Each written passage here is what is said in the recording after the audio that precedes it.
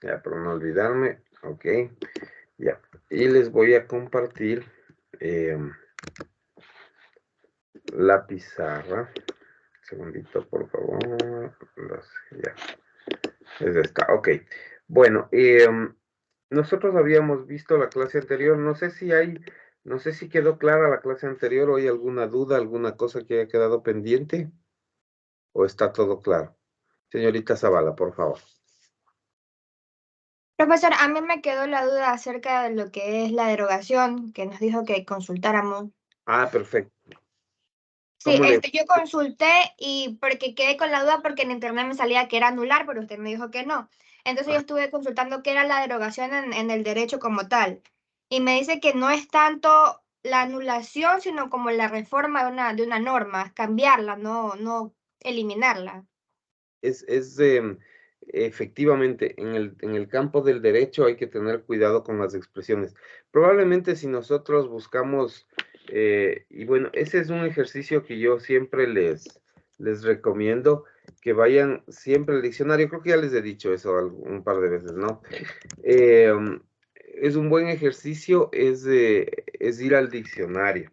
Entonces, claro, si usted en el diccionario hay una definición que es en realidad la definición más expedita, más correcta y más adecuada. Y le voy a plantear antes de empezar con la clase de hoy, que es una reflexión perfecta esta, ¿no? En realidad, con las normas jurídicas, nosotros tenemos tres opciones con cualquier norma, ¿ya?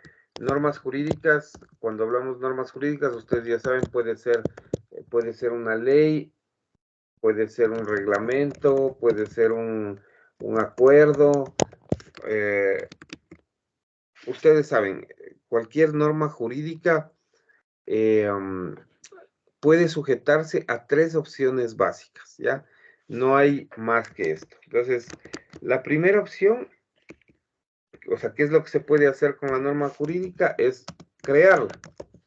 O sea, uno puede crear una ley, ¿ya? A mí se me ocurre que mañana, eh, o digamos, el presidente o un grupo de asambleístas o un asambleísta, de acuerdo a lo que dice la Constitución en este punto, el día de mañana decide que le parece que es una buena idea crear un impuesto a, qué sé yo, a las transacciones comerciales eh, que superen por ahí, $400. Entonces le va a poner un impuesto, supongamos, ¿no? ¿Qué hace? Crea el impuesto. Entonces, el impuesto normalmente están sujetos a la reserva de ley, es decir, que solo se pueden hacer mediante ley. Entonces, se crea una ley y se establece a través de la ley un impuesto nuevo. Bueno, ese es un punto de vista bastante simple, ¿no? Yo creo la ley, en este caso, no una ley. Lo mismo puede pasar con un reglamento. El presidente tiene facultad reglamentaria, puede expedir un nuevo reglamento para regular un sinnúmero de situaciones, ¿no? No necesariamente eh, algo puntual, ¿no? Un sinnúmero de cosas se puede hacer. Reglamentos, acuerdos ministeriales, etcétera, ¿no? Entonces se crea, lo primero es crear. Lo segundo, y digamos que, ¿qué es lo que significa crear? Es hacer, o digamos que es, para ser más exactos, expedir una norma nueva. Cuando nosotros creamos, lo que hacemos es expedir una norma nueva, expedimos. Expedir es una palabra incluso mejor que crear en términos legales, ¿no? Les voy a poner aquí. Si no, sí se usa crear en la ley y en los textos también. Pero les subrayo porque es una palabra muy legal. Entonces, si ustedes mejoran su léxico legal, su manera de expresarse, esa es una manera muy adecuada de hablar, es expedir una nueva norma jurídica, ¿no? Es la manera más correcta.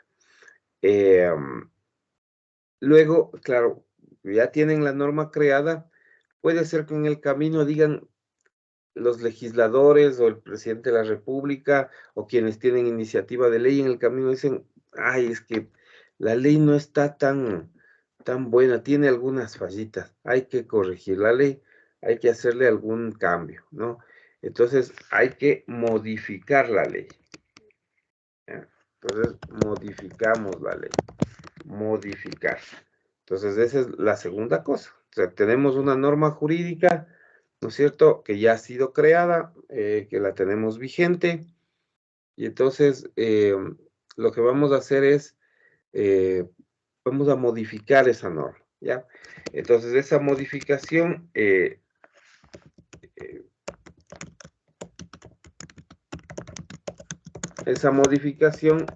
significa básicamente enmendar una norma existente. Igual, enmendar es la palabra más idónea para referirnos al proceso, ¿no? Enmienda es una modificación, un cambio que se le hace. No vamos a cambiar toda la ley, no se va a cambiar toda la ley, se va a cambiar un aspecto en particular, algo bien puntual, ¿no? Resulta que en una norma de procedimiento yo tengo una pequeña contradicción, está mal redactado, no se entiende bien, tengo problemas. Bueno, le vamos a corregir eso y entonces vamos a enmendar la ley eh, o modificarla, ¿no? Que es básicamente lo mismo, ¿ya? Em, y luego tenemos finalmente esto que les había dicho la última clase, que ustedes vieron, que era lo de derogar la ley, ¿ya? Derogar la ley. Entonces, ¿qué es derogar la ley? Es dejar sin efecto una norma vigente, ¿ya? Dejar sin efecto una norma vigente. Es decir, la damos por terminada, ¿ya? Digamos que ese es el ejemplo de eso, es el que ha pasado en materia penal, por ejemplo, ¿no? Nosotros hasta el 2014 teníamos vigente un cuerpo normativo penal al que le llamábamos el Código Penal, ¿no? Y el Código Penal, que estuvo vigente hasta el 2014, era una ley, ¿no? Y en materia penal en realidad teníamos algunas leyes, ¿no? Por ejemplo, hasta el 2014 había, por un lado, el Código Penal, que era un cuerpo normativo relativamente grandecito, ¿no? Un poco más de 100 artículos, es decir, si era un cuerpo importante. Teníamos el Código de Procedimiento Penal, donde estaban establecidos todos los tipos de juicios que en materia penal se podían llevar a cabo a fin de sancionar a los responsables de infracciones de carácter penal. Teníamos incluso, o sea, para recordar, el Código de Ejecución de Penas, que era también un cuerpo normativo más pequeño, mucho más delgado, pero que estaba hecho para saber cómo debía cumplirse la pena de privación de libertad en la cárcel, para la acumulación de penas, o regulando temas como cuando una persona ha cometido más de un delito, cómo se acumulaban las penas, cómo se ejecutaban las penas. Ahí habían también mecanismos de qué pasaba con los presos que tenían un buen comportamiento y que se les podía rebajar una parte de la pena, y así, o sea, varias situaciones, ¿no? Varias cosas que eran esencialmente reguladas. Entonces, ahí había 3 códigos. Pero en el 2014, la legislatura pensó que era conveniente no tener tanto código por ahí, ¿no? Disperso, sino tomar un solo cuerpo normativo, reunir todo lo que había en materia penal y meterlo todo en un solo documento, en un solo instrumento, en una sola ley. Y entonces en el 2014 deciden promulgar el Código Orgánico Integral Penal, el Código Orgánico Integral Penal, que es el que ahora está vigente. Y entonces ese Código Integral Penal, digamos que tomó las disposiciones del Código Penal con algunos cambios, varias modificaciones. El Código de Procedimiento Penal también con ciertos cambios y con ciertas modificaciones. El Código Ejecutivo de Penas y otras normas además, ¿no? Y todas las metió dentro de un mismo código y lo promulgó así. Entonces, para hacer eso, hubo que derogar, dejar sin efecto el Código Penal, el Código de Procedimiento Penal y el Código Ejecutivo de Penas, que ya no tienen vigencia en Ecuador, dejaron de ser instrumentos jurídicos vigentes. Entonces, lo que ustedes ven aquí es efectivamente eso, ¿no? Dejar sin efecto una norma vigente. Respecto a la pregunta de la anulación, que es una pregunta importante, claro, en el derecho, o sea, si ustedes toman el diccionario, probablemente ustedes hay varias formas digamos, que son sinónimas, ¿no? Por ejemplo, un sinónimo que está en desuso un poco, pero un sinónimo de esta palabrita es abolir, ¿no? Abolir es un sinónimo, ¿no? Suprimir también, o revocar. Son algunos sinónimos, pero en el derecho hay que ser cuidadosos y anular también está como sinónimo. Anular también está como sinónimo, pero hay que ser cuidadosos con el uso de las palabras, porque en general la nulidad en derecho, o sea, la nulidad en derecho tiene efectos, ¿ya? Tiene efectos distintos a la derogación, ¿ya? Y hay algunas diferencias, ¿no? La nulidad es digamos que normalmente la nulidad es una pretensión de alguna de las partes, ¿no? Que significa básicamente dejar que, digamos, hacer que una norma jurídica que ha estado vigente eh, sea desaparecida del todo. O sea, ¿cómo les explico? Hay una diferencia muy grande entre lo que es derogación y lo que es la nulidad, ¿no? O sea, derogar y anular, yo les decía que son diferentes. ¿Por qué? Porque la derogación implica que ustedes antes de derogar tenían una norma válida, una norma plena, una norma que era eficaz, que era válida, que había sido expedida de acuerdo al procedimiento legal. O sea, ustedes derogan una norma que ha sido válida, o sea, que es correcta. Lo que pasa es que ya con el tiempo se hizo obsoleta, o ahora tienen una idea mejor, o han cambiado de manera de pensar los legisladores y ahora necesitan tener un nuevo código. Como les decía, del Código Orgánico Integral Penal había la necesidad, o pensaban que había la necesidad de todo colocarlo en una sola norma, no tener todo disperso, organizar mejor. Bueno, no necesariamente porque era una norma mala o equivocada o errónea, no, sino porque había una necesidad en ese momento y se cubrió con eso. Entonces, esa es la derogación. La derogación siempre implica que hubo antes una norma válida, o sea, plenamente válida, ¿no? Que había seguido un procedimiento, que estaba todo en regla, todo correcto. En la anulación, precisamente, no pasa eso. ¿Ya? En la anulación de una norma jurídica, el antecedente es que usted tiene una norma inválida que no, que fue creada de manera ilegal, inválida, que estaba ahí, pero no surtía efectos. Normalmente las nulidades se trabajan a nivel de actos jurídicos, ya vimos la clase anterior, esos actos jurídicos que tienen efectos. Normalmente la anulación va sobre eso, porque a veces están mal expedidos. Por ejemplo, fíjense ustedes algunos de los ejemplos de nulidad, ¿no? Por ejemplo, cuando nosotros somos menores de edad, ustedes, tal vez por ahí hay algún menor de edad, pero usualmente ya cuando entran a primer año de universidad ya no son menores de edad, tienen 18 años o más, normalmente. Pero por ahí hay alguien que es menor de edad, entonces, supóngase que esa persona que es menor de edad va y firma un contrato, ya, un contrato. Bueno, ¿podía firmar el contrato? No, que no era mayor de edad. Para firmar un contrato libre de vicios, debe ser un mayor de edad, una persona adulta, mayor de edad, que pueda, como les dije en clases pasadas, que pueda obligarse por sí mismo sin la intervención de otro. ¿Ya? Era la capacidad, ¿no? que habíamos comentado.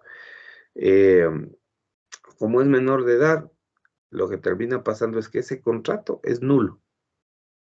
Es nulo, porque lo firmó una persona que no podía firmar. Entonces, esa es la diferencia con la derogación, ¿no? En la derogación ustedes presuponen que tienen algo que está correcto, pero que necesitan finalizar, dejarle sin efecto por un mecanismo también idóneo. Pero la nulidad no, la nulidad implica básicamente que algo se hizo mal al principio, ¿no? Como digo en el caso del ejemplo, que un menor de edad firmó el contrato y entonces ese contrato es nulo, ¿ya? Y hay que arreglar esa nulidad. Y si no se arregla esa nulidad, el contrato va a seguir siendo nulo, lo cual significa que no surte efectos legales de ninguna clase, ¿no? Porque no tiene esos requisitos necesarios para tener su vigencia entera y completa y adecuada. Entonces, esa es la idea, ¿no? No sé si eso deja clara ya finalmente las diferencias entre lo que es la nulidad y lo que es la derogación. ¿Sí? Ok, bueno, listo. Esto en cuanto entonces a las normas jurídicas que habíamos quedado ayer, ¿no? Habíamos visto ayer. Bueno, el martes pasado. Bueno,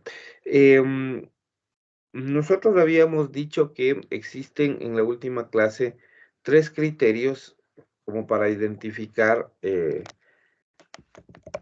criterios para identificar una fuente formal. ¿Ya? Y estos criterios, vamos a decir, son básicamente, primero, un criterio sustantivo, ¿no? Criterio sustantivo. ¿Ya? ¿Qué significa esto del criterio sustantivo? Bueno,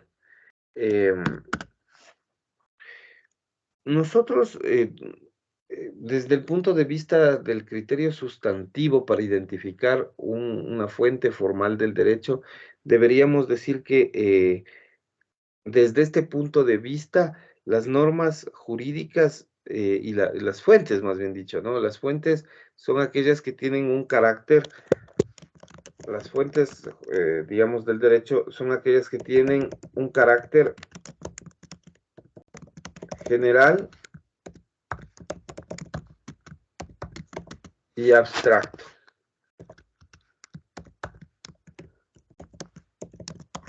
¿Ya?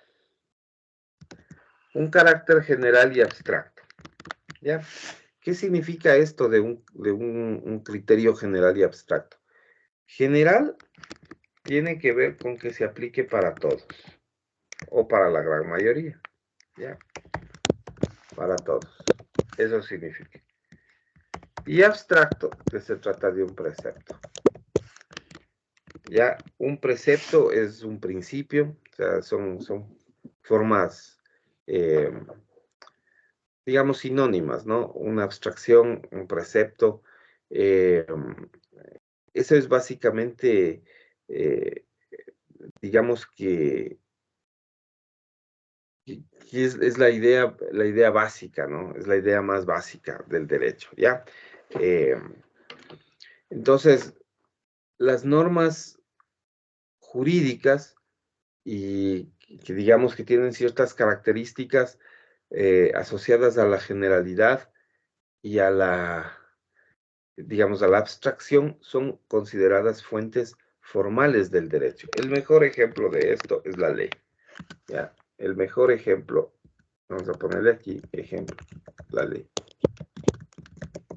Ya, esto, ¿qué es lo que hace, no? Esta característica, digamos que de cierta forma excluye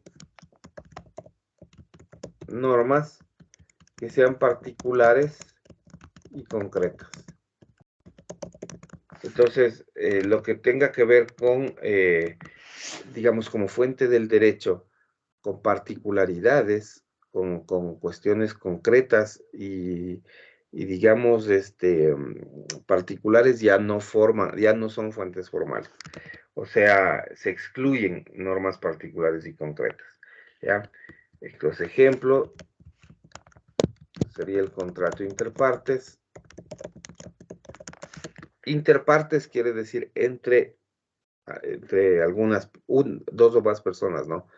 Interpartes, entre dos o más personas, ¿ya? También las sentencias, digamos, ¿no?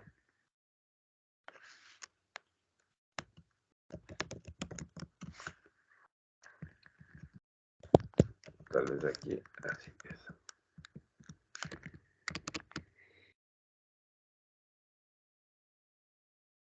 ¿Ya?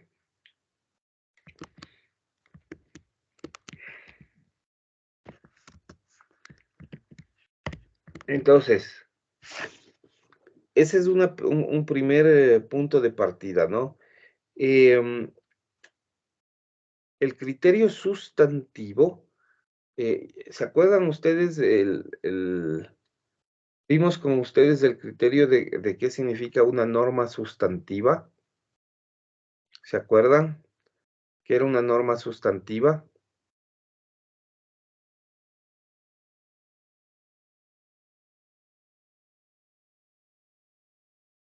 Versus una norma adjetiva. ¿Se acuerdan que dijimos que habían normas sustantivas y adjetivas?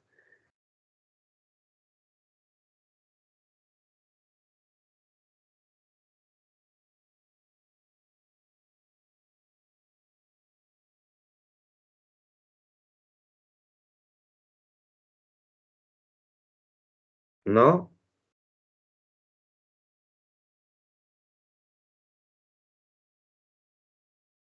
¿No vimos esa diferencia? Cuando hablábamos del derecho objetivo, ¿no abordamos eso? ¿Seguras?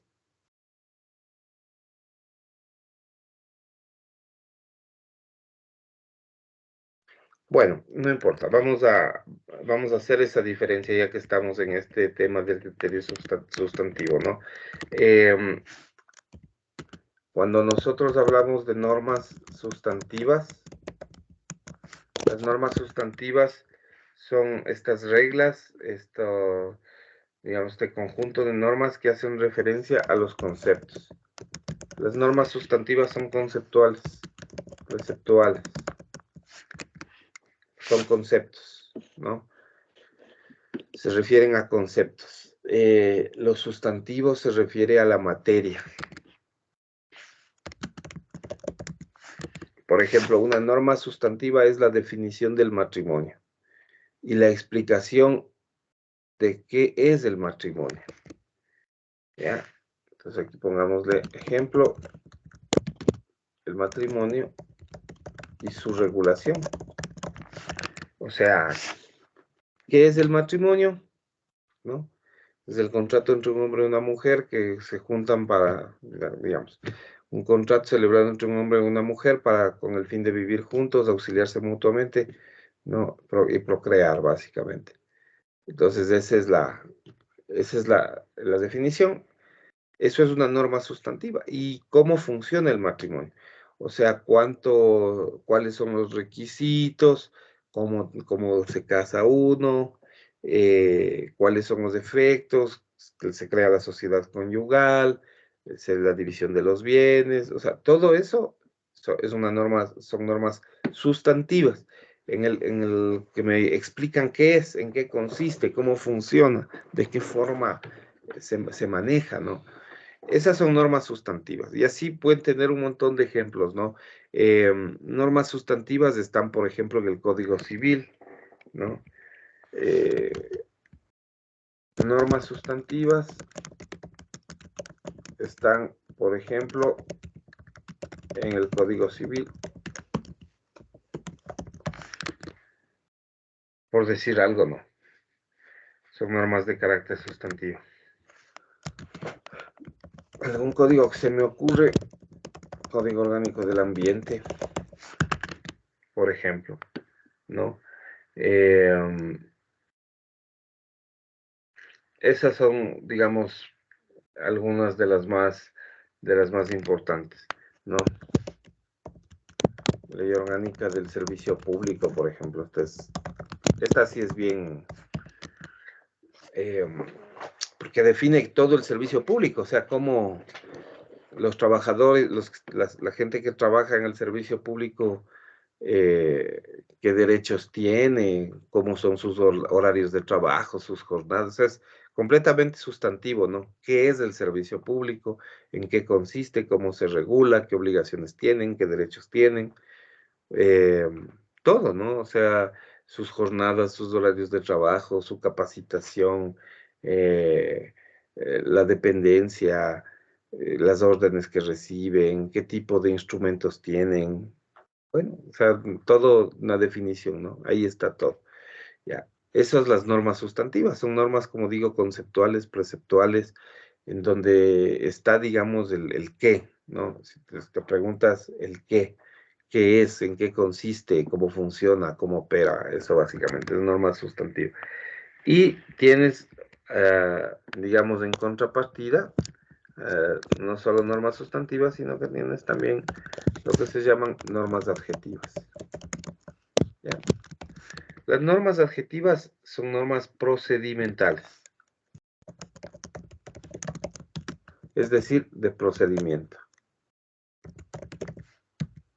de proceso.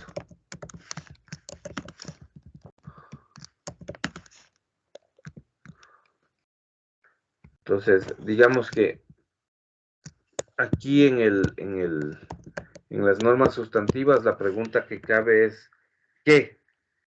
¿Qué es? Esa es la pregunta que cabe. ¿A qué se refiere? ¿Qué es? ¿De qué se trata? Pero en las normas procedimentales la pregunta que cabe, de hecho, es ¿cómo? ¿Cómo? Las normas adjetivas son normas de procedimiento, ¿no? El ejemplo más significativo, digamos que es los procedimientos judiciales, procedimientos de juicio, ¿ya? Verbal sumario, monitorio, ordinario, ejecutivo, etc. Pues, juicio verbal sumario para seguir ciertas reclamaciones puntuales, juicio ordinario, juicio monitorio, juicio ejecutivo, de varias clases, ¿no? Esa es la idea, ¿no? Va estableciendo las normas de cómo yo debo hacer la reclamación ante la función judicial, cómo reclamo. Entonces, ahí de las principales normas procedimentales tenemos el ejemplo más importante es actualmente el Código Orgánico General de Procesos, que se le conoce como el famoso COGEP, ¿no? El famoso COGEP. Esa es la norma jurídica más trascendente. Es lo que nos permite a nosotros saber el cómo. Ahí están todos los juicios, ¿no? Todos los juicios, la primera instancia, la segunda instancia, la casación, todos los recursos, ¿no? Todos los mecanismos a través de los cuales, digamos, uno va a hacer la reclamación ante los jueces, ¿no? Ante los jueces en la función judicial, ¿no? Otra de las normas que es que tiene normas procedimentales y que también es una norma que últimamente se ha dado en usar mucho, es la Ley Orgánica de Garantías Jurisdiccionales y Control Constitucional. Porque aquí hay algunos procesos que están regulados ahí, ¿no? Por ejemplo, la acción de protección, la acción extraordinaria de protección, el habeas corpus, el habeas data, ¿no? Etcétera, etcétera, ¿no? Las más importantes, ¿no es cierto? Están reguladas ahí en esa norma, o sea, son procedimientos que están incluidos en esa norma, ahí están. Y es eso básicamente algunos de los procesos que nosotros tenemos, ¿ya? Entonces esas son normas adjetivas. Las normas adjetivas son procedimentales. Entonces cuando ustedes les dicen, por ejemplo, o leen en un libro y les dicen el derecho adjetivo. Y a uno inmediatamente le dicen el derecho adjetivo, piensa, ah, esto es procedimiento. Me va a hablar de procesos, me van a hablar de procedimientos.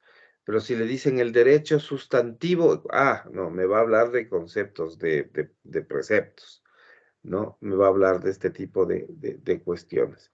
Entonces, esa es la idea, ¿no? Básicamente vamos por esa línea, ¿ya?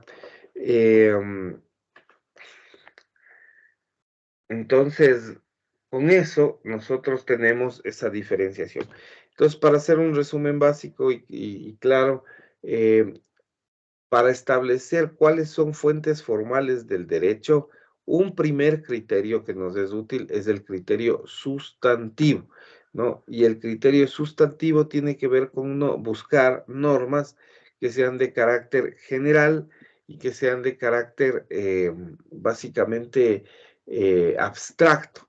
Es decir, que se apliquen a todos, y la ley es una de esas, o sea, la ley se aplica a todos, o a la gran mayoría, por lo menos, y además que tengan este carácter de abstracción, ¿no? Que sean abstractas las normas, que sean preceptuales, que sean conceptuales, abstractas, que no sean casos particulares ni concretos, como pasa en los contratos, como pasa en los acuerdos, en las normas así puntuales como las sentencias judiciales, así. Entonces, esa es la idea general. Por eso, generalmente no se establecen ni los contratos ni las sentencias como tales, como normas específicamente que constituyan fuentes del derecho. La ley sí, porque la ley es general y la ley es abstracta, ¿no? Y se aplica para todas las normas jurídicas. ¿Hay alguna pregunta, por favor? ¿Está claro?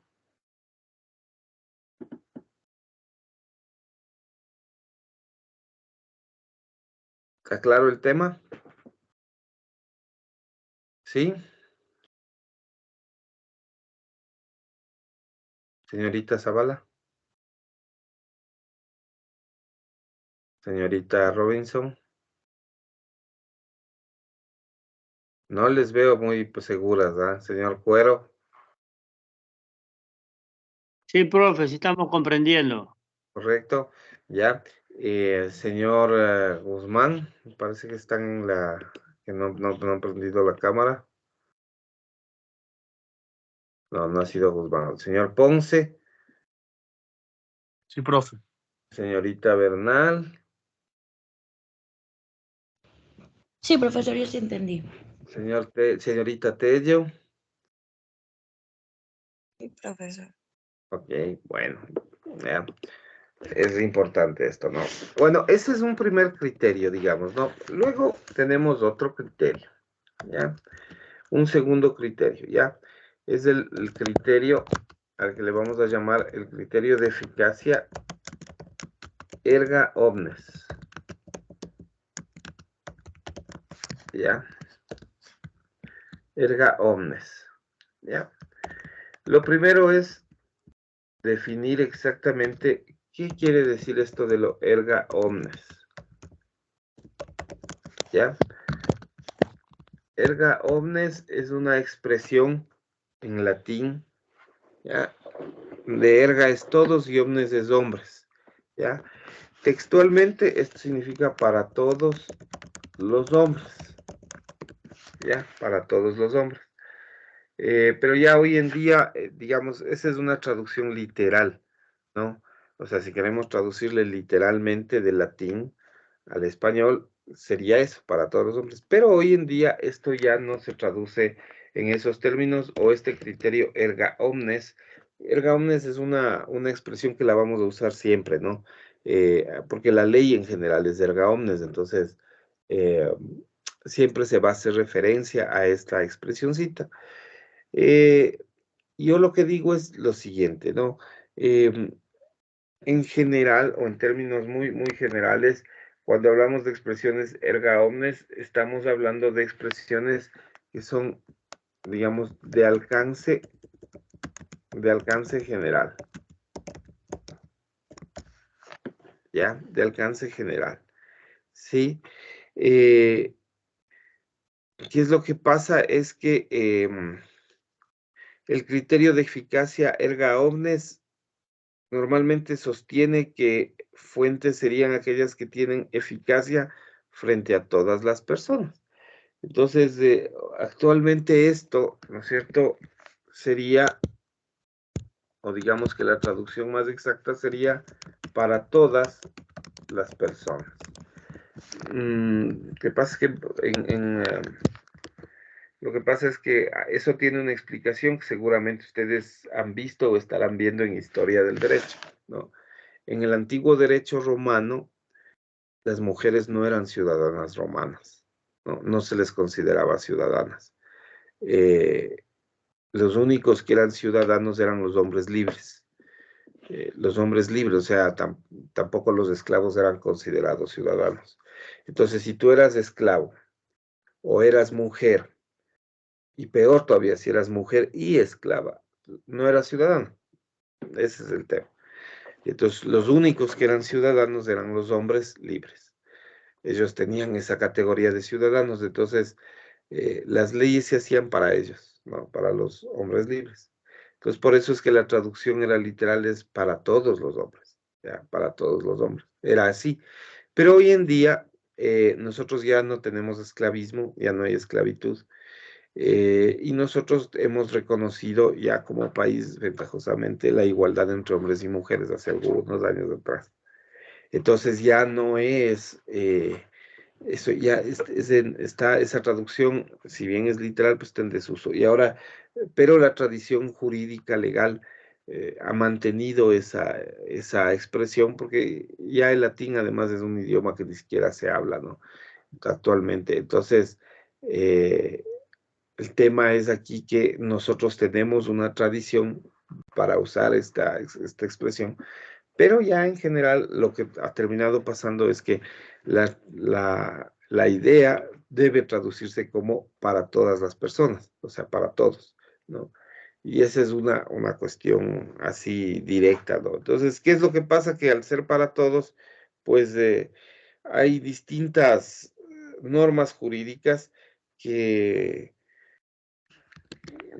funcionan de forma general. Entonces esto también excluye las normas interpartes. O sea, como ustedes ven, en las normas, las fuentes formales del derecho tienen esta tendencia, ¿ya? Que es la de básicamente buscar digamos, un apego hacia lo que es general, ¿no? Hacia lo que es para todos, ¿no? Esto es una cosa que es bastante repetitiva, pero que es algo que funciona, ¿ya?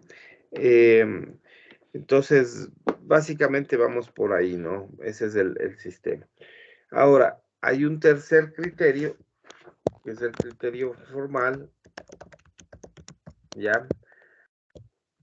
Y este criterio formal, bueno, una de las primeras cosas que hace es que considera como fuentes a los actos que se encuentran autorizados por la norma jurídica. Son fuentes de aquellos actos autorizados por la norma jurídica de producción del sistema. Es decir, se basa en la identificación de las normas que en un determinado sistema jurídico habilitan a crear, modificar o digamos, o derogar normas jurídicas. O sea, es el sistema adjetivo que ya vimos. Ya. Entonces, eso es lo que pasa, que antes, como habíamos visto, las normas sustantivas, ¿no es cierto?, esas estaban asociadas al criterio sustantivo, ¿ya? Pero no estaban estas normas adjetivas, no estaban asociadas. Pero ahora con el criterio formal, como vemos, sí, porque son los actos autorizados por la norma jurídica de producción del sistema, ¿ya? Entonces, ¿cuáles son esos actos? Bueno, son todas las normas que contienen actos conducentes a algo que ya vimos, a crear, modificar o derogar normas jurídicas. Ya, esa es básicamente la idea, ¿no? Es la idea que nosotros tenemos, ¿sí? Va por ahí el tema, ¿no? Entonces, y esto de alguna manera nos deja una sensación. Con estos tres criterios, nosotros determinamos cuáles son las fuentes a las que les consideramos formales, ¿no? Y entonces aquí, ¿qué es lo que pasa? Como a manera de resumen, ¿no? A manera de resumen, ¿qué es lo que tenemos como resultado? Lo primero que vamos a tener como resultado es que al aplicar estos tres criterios, nosotros diríamos que existe un sistema de fuentes. ¿Ya? Un sistema de fuentes conformado por normas de distinto grado, o sea, de distinta jerarquía, que funcionan como delegaciones, es decir, como fuentes de poder para producir normas. ¿Ya? Esta es básicamente la esencia, ¿no? Y entonces aquí esto, digamos que es un guiño de ojo a este precepto que vimos en Bobbio, ¿se acuerdan ustedes? De la validez. Yo les pongo aquí entre comillas. Hay una idea de validez, ¿ya? Validez. O sea, que han seguido un procedimiento, que se han acogido al procedimiento que establece la Constitución, por ejemplo, son leyes para ser aprobadas, ¿ya? Entonces hay esa idea, ¿no? Ahora, ¿qué es lo que nosotros vamos a tener, no? Esto, ¿no es cierto?, nos va a dar como resultado que nosotros, al aplicar estos tres principios, estos tres criterios, un criterio sustantivo, un criterio erga omnes o un criterio formal, nosotros vamos a poder crear, modificar o derogar ciertas normas, ¿no es cierto?, que son resultantes de estas fuentes, ¿no? ¿Y qué tipo de reglas, ¿no es cierto? ¿Qué es lo que vamos a crear? Esencialmente, derecho objetivo. Vamos a modificar, ¿qué cosa? Derecho objetivo. Vamos a derogar, ¿qué cosa? Derecho objetivo. O sea, son normas jurídicas, ¿no es cierto?, que están establecidas en nuestro derecho objetivo, que ya hemos visto que son, ¿no? Pues, ¿se acuerdan que era ese elemento normativo que teníamos? Bueno, ese es la estructura, ¿no? Entonces, ¿qué es finalmente ese derecho objetivo que vamos a crear? ¿Qué es? De acuerdo con la ley, bueno, es un conjunto de pautas, reglas, escalas que regulan, como hemos dicho ya varias veces, el comportamiento humano,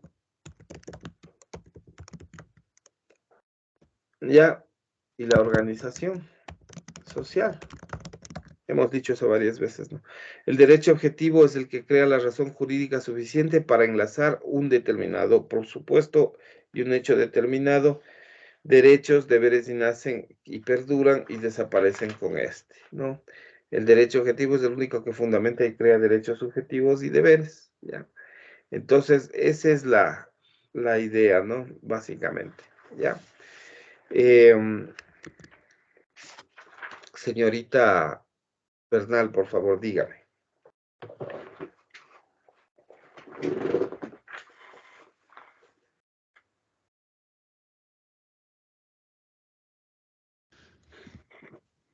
No, profesor, se activó, profe, perdón. Ah, no hay problema. Bueno, ¿está claro este tema? ¿Está claro? Guaguas. Para todos está claro.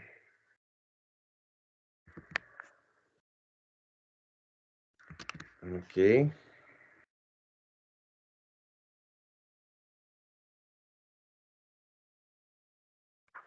Ok. Vamos. Les voy a poner una pequeña preguntita. Explique el criterio erga omnes. Ok. En el chat tienen una preguntita que la van a responder en los próximos 5 minutos, por favor. Explique el criterio erga omnes.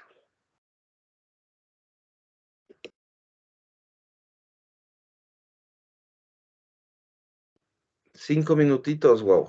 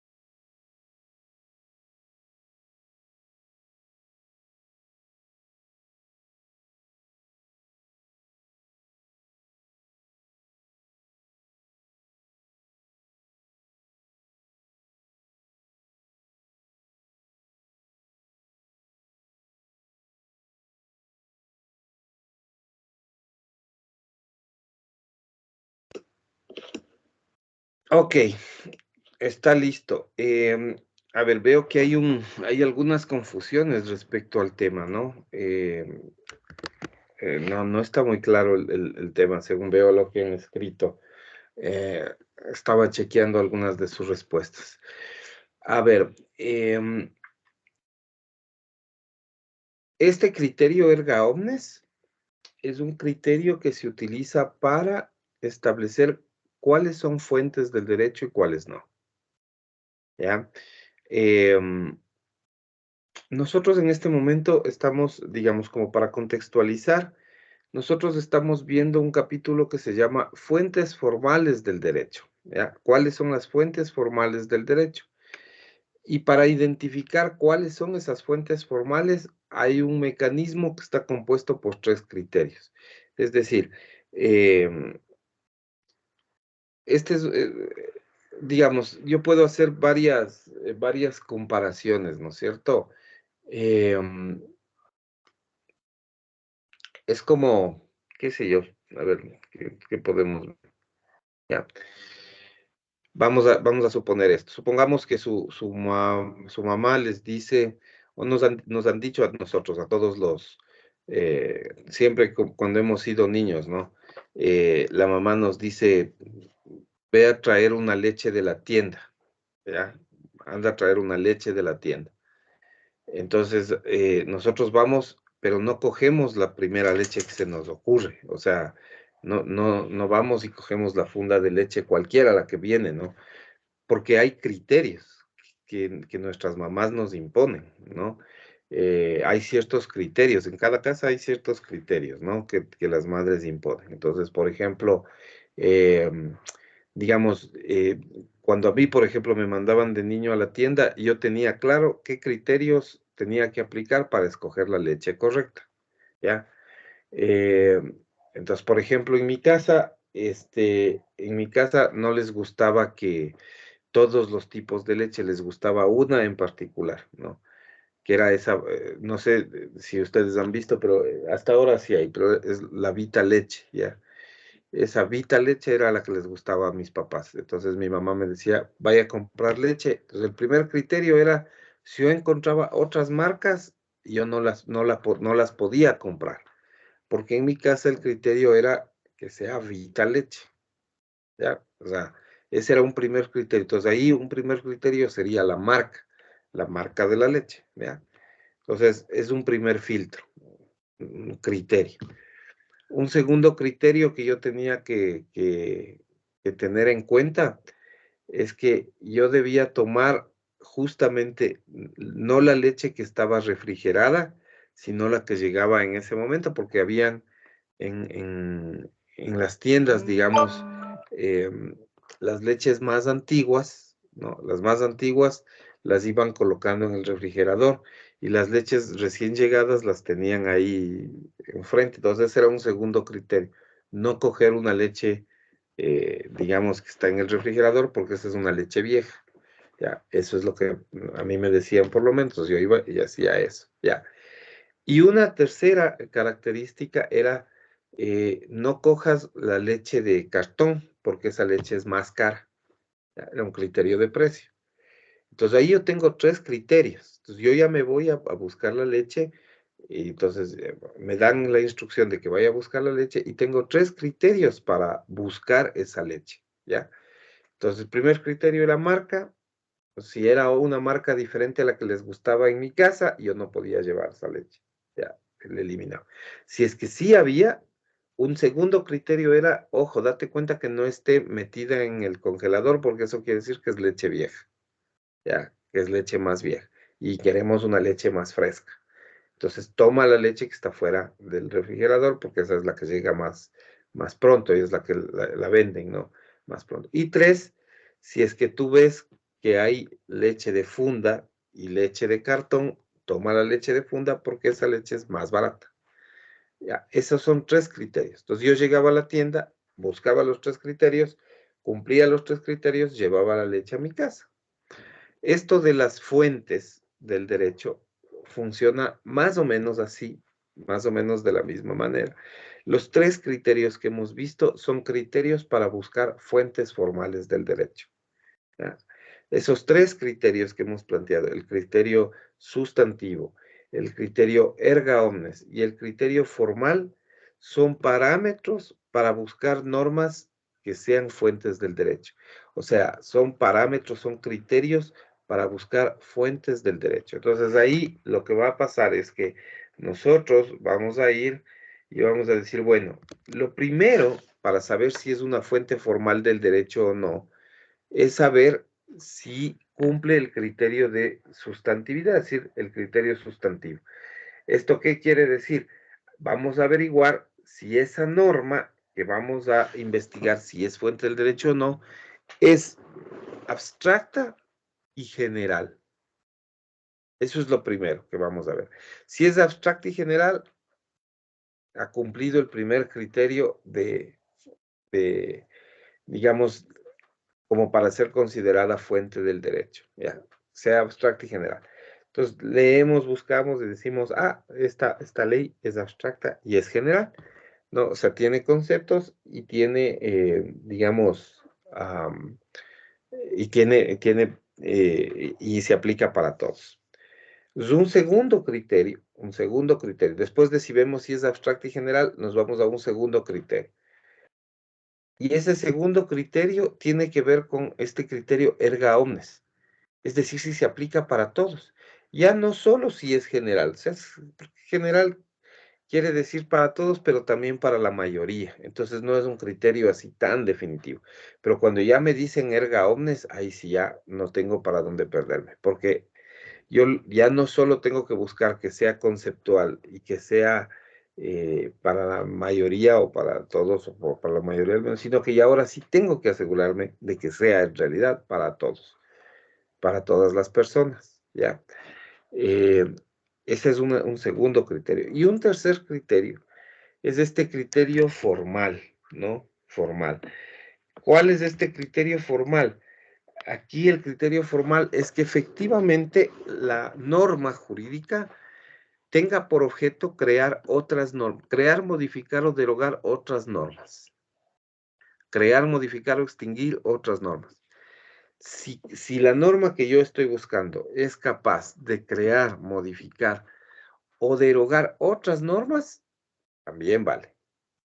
¿Ya? Entonces ahí tengo yo tres criterios. Entonces, normalmente, ¿qué es lo que va a pasar? Que yo voy a poder aplicar el primero y el segundo, o sea, el criterio sustantivo y el criterio erga omnes los voy a poder aplicar juntos, ¿ya? Y también el criterio erga omnes más el criterio formal también los voy a poder aplicar juntos, pero también podría aplicar los tres, porque nosotros en nuestra legislación tenemos normas que mezclan lo procedimental con lo sustantivo, o sea, lo adjetivo con lo sustantivo, como por ejemplo el caso que les contaba del Código Orgánico Integral Penal, que tiene normas conceptuales, abstractas, ¿no es cierto? Y tiene también normas adjetivas procedimentales o formales, ¿ya? Formal quiere decir de forma, ¿no? Tienen que ver con la forma, eso es lo formal.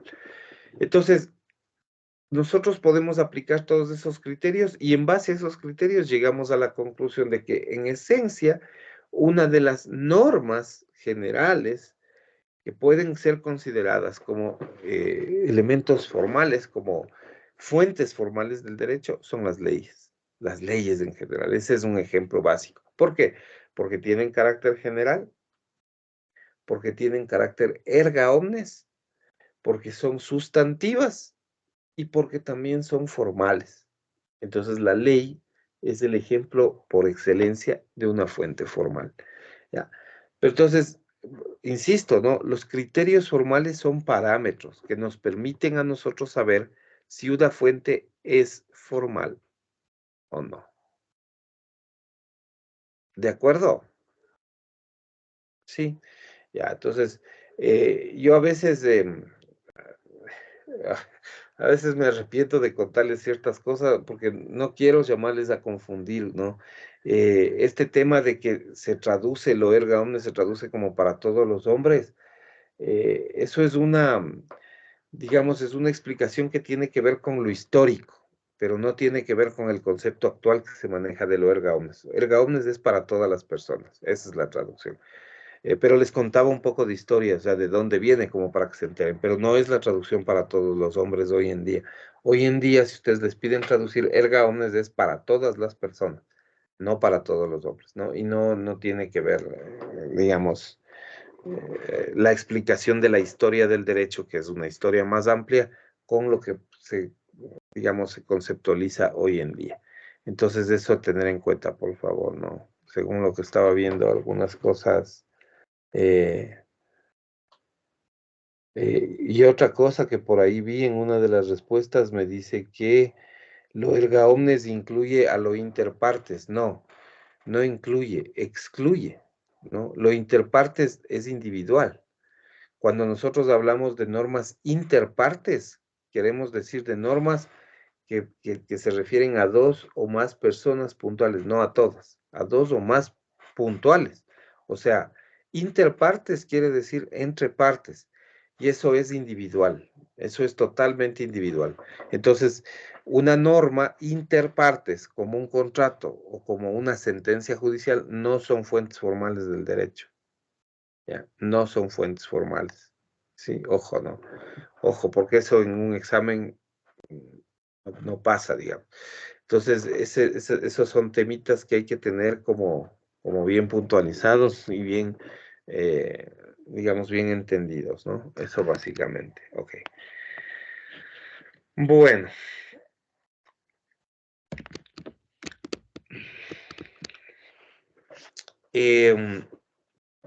Dentro del campo de las fuentes formales en el Ecuador,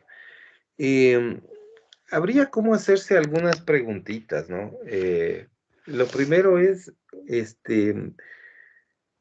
nosotros podíamos preguntarnos, ¿y hay una lista oficial, hay una fuente, eh, un catálogo, algo que me diga cuáles son fuentes formales en el Ecuador, ¿cierto?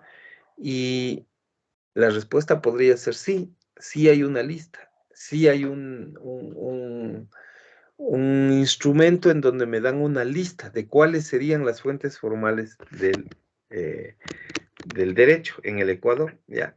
Entonces,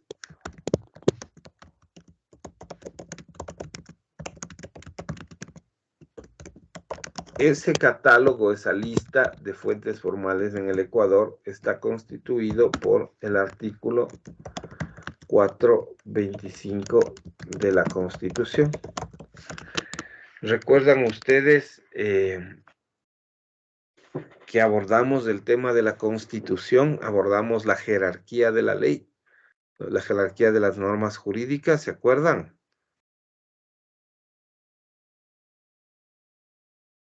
¿Cuáles serían algunas normas formales, algunas fuentes formales del derecho según ese artículo? ¿Cuáles podrían enumerar?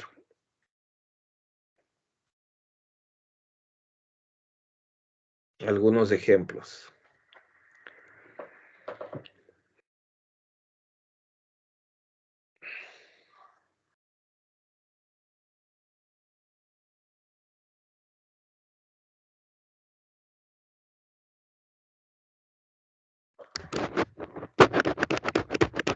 Nadie. ¿No se acuerdan?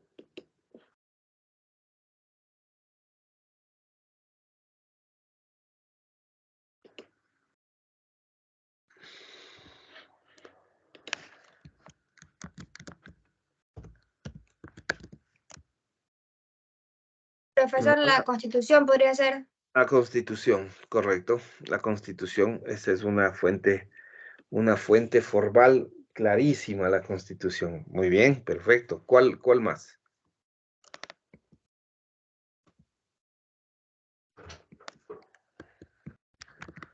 ¿Cuál otra?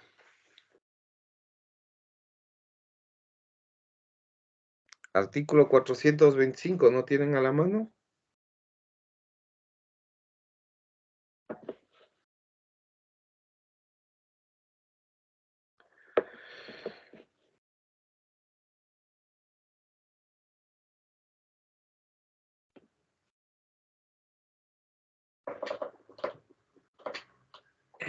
¿Nada?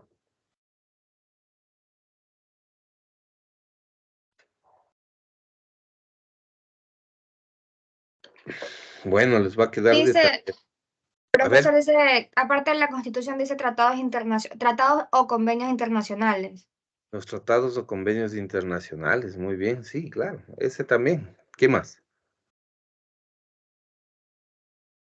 ¿Qué otros ejemplos ven ustedes ahí de fuentes formales? Ordenanzas distritales también. Las ordenanzas. ¿Cuál es la fuente por excelencia, la fuente principal formal del derecho? La principal fuente.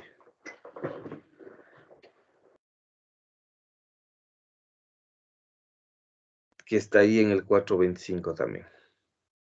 Pero ¿cuál es la principal? ¿Cuál es la columna vertebral del derecho? Es la Constitución. Esa es la más importante, pero hay, digamos que, como en el cuerpo humano, ¿no? Hay la constitución, digamos que vendría a ser el cerebro, ¿no? La cabeza, pero eso no quiere decir que el resto de partes no tengan cierto grado de importancia. Y, por ejemplo, la columna vertebral en el ser humano es esencial, pues sirve para todo. Con eso caminas y tal. Señorita Bernal, ¿qué dice?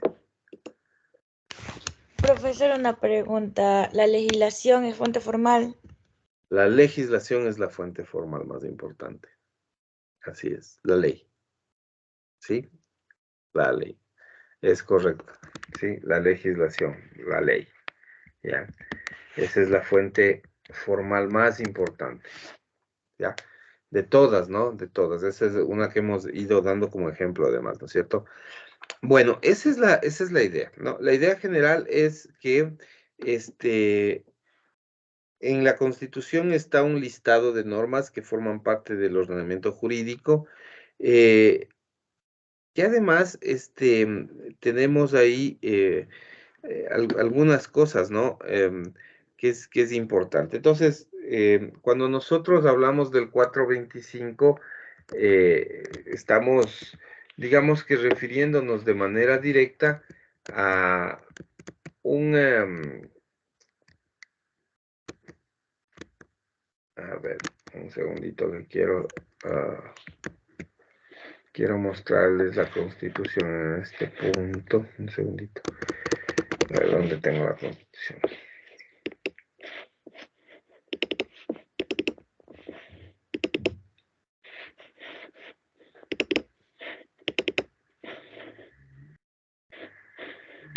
Ujú. Ya. Desde el 425 y todo el listado de normas jurídicas que aparecen ahí, que ya digamos que hemos visto, ¿no? Entonces aquí pues hemos dicho la misma Constitución, convenios o tratados internacionales,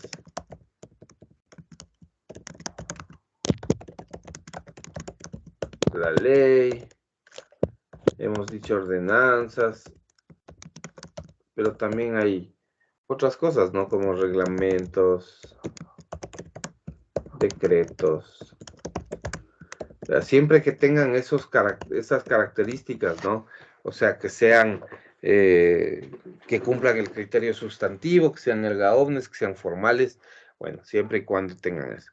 Entonces, digamos que en el artículo 425 tenemos una primera aproximación. Luego, de todas maneras, hay otras fuentes que también se consideran usualmente fuentes formales.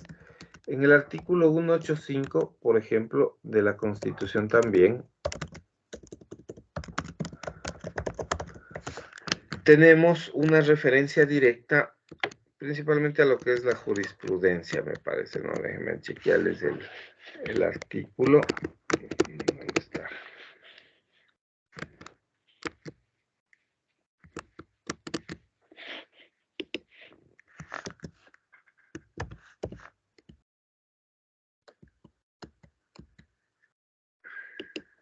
Ya. El artículo 185, ¿no es cierto? El artículo 185 de la Constitución, Ya les voy a copiar aquí. Nos plantea la idea de la jurisprudencia. ¿Qué dice el artículo 185 de la Constitución? Bueno, esto es lo que dice, ¿no? Dice que las sentencias, ¿ya? Las sentencias emitidas por las salas especializadas de la Corte Nacional de Justicia que reiteren por 3 ocasiones la misma opinión sobre un mismo punto, obligarán a remitir el fallo al Pleno de la Corte a fin de que éste delibere y decida en el plazo de hasta 60 días sobre su conformidad. Si en este dicho plazo no se pronuncia o si ratifica el criterio, esta opinión constituirá jurisprudencia obligatoria, ¿ya? Nosotros aquí, ojo, ¿no? Esto es bien importante y es una diferencia con lo que nosotros vimos anteriormente. Ojo, ¿no? Dentro de los 3 criterios de identificación de las fuentes formales, nosotros habíamos dicho que todo lo que es jurisprudencia interpartes no es fuente del derecho. O sea, digamos que yo le debo dinero a la señorita Zavala, ¿ya? Y no le quiero pagar. Entonces ella, como ya está cansada de cobrarme, siempre me cobra y yo no le pago, entonces dice, bueno, yo ya estoy harta y entonces voy a ir a la corte, o sea, voy a ir a la función judicial y voy a demandar que me paguen, ¿no? Yo tengo aquí un pagaré, yo tengo una letra de cambio aquí. Entonces me voy a ir al juez, ¿no? Y le voy a demandar para que me pague. Entonces va justo a un juez civil, me sigue un proceso, un juicio ejecutivo, porque tiene un título ejecutivo, ¿no? Exigible, líquido, de plazo vencido, etc. Sigue un proceso. Entonces sigue el procedimiento y el juez finalmente, ya receptando todas las pruebas, llevando adelante todo el proceso, el juez dice, bueno, sí, en verdad, el señor le debe dinero, páguele. ¿Ya? Me gana el juicio y yo tengo que pagarle. Bueno, esa sentencia es una sentencia interpartes, porque solo aplica para los dos. ¿Ya?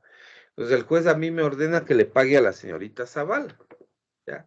Pero por ahí yo tengo otra deuda con el señor Cuero y tengo otra deuda con la señorita Robinson. Pero a mí el juicio me lo siguió la señorita Zavala, entonces yo tengo que pagarle a ella. Claro, no es que no tenga obligación de pagarles a las otras 2 personas, sí tengo obligación, pero no me han seguido un juicio. Entonces, solo derivado del juicio, yo tengo que pagarle a la señorita Zavala. Eso no significa que ya automáticamente el señor Cuero y la señorita Robinson ya me pueden cobrar porque se ha acabado el juicio, porque el juicio es interpartes. El juicio aplicaba solo para los dos, para la señorita Zavala y para mí. No para el señor Cuero, no para la señorita Robinson, solo para la señorita Zavala y para mí. Eso es interpartes, solo entre los dos. Si hubiesen habido 3 personas, también sería de los 3, pero seguiría siendo interpartes y no se aplicaría a nadie más. Ahora, como ustedes ven en el artículo 185 de la Constitución, hay un caso, sin embargo, en el que la Corte Nacional de Justicia, ¿no? Pero ya esto es, digamos, ya en última instancia, ¿no es cierto? Ya en la instancia final, ¿ya? Cuando las sentencias de la Corte Nacional de Justicia, no de la Corte Provincial, no de los jueces locales, no, de la Corte Nacional de Justicia, del grupo de magistrados que están en Quito, juzgando desde Quito, en la Corte que opera a nivel nacional, la Corte Nacional de Justicia, solo cuando esos jueces de Corte Nacional, tienen lo que se llama una triple reiteración de fallos.